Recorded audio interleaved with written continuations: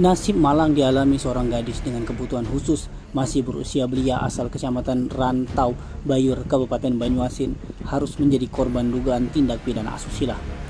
Peristiwa tindak kekerasan itu dialami pertama kali diketahui korban bercerita kepada orang tuanya dan memperagakan aksi asusila yang dilakukan seorang pria lansia yang masih tetangganya.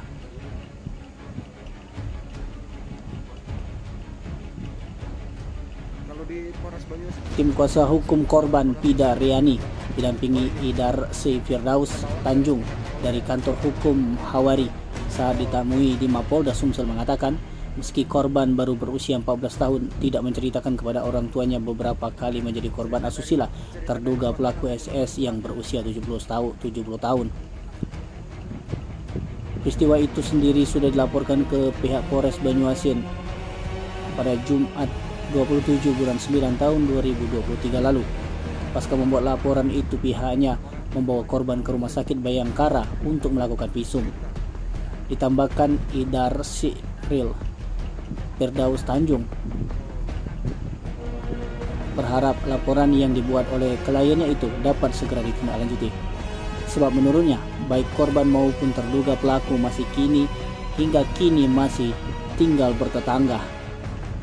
Dikonfirmasi terkait itu, Kapolres Banyuasin AKBP Perli Rosa Putra melalui Kasih Humas Ibtu Sutejo saat dihubungi belum mengetahui pasti dan akan melakukan cross check terlebih dahulu. Izin Bapak, kedatangan kita ke Polda Sumsel ini dalam rangka apa? Jadi gini, kita langsung aja. Jadi kami ada laporan ya, kita sudah berlaporan sebenarnya. Bukan di Polda Sumsel, di Banyuasin, Polres Banyuasin sebenarnya. Nah. Banyuasin itu ada dugaan asusila ya terhadap anak di bawah. Silakan nanti tim silakan. Ya. Mungkin kronologisnya bisa dijelaskan Bu, tindak asusila ini seperti apa? Iya.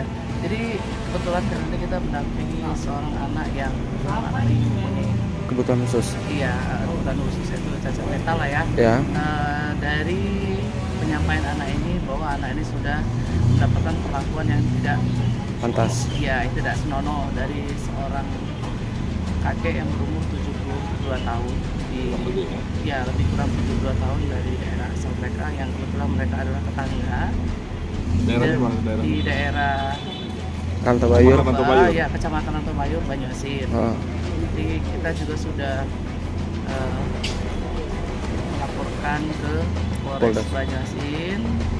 Tapi dalam hal ini kita tuh pengen pelakunya segera ditangkap, karena kalau tidak tertangkap kan ditakutkan terjadi hal-hal yang tidak diinginkan, yang namanya daerah ya kan.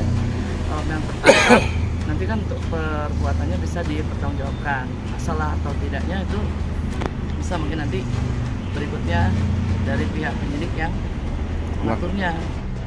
Tim Liputan Sumsel TV melaporkan.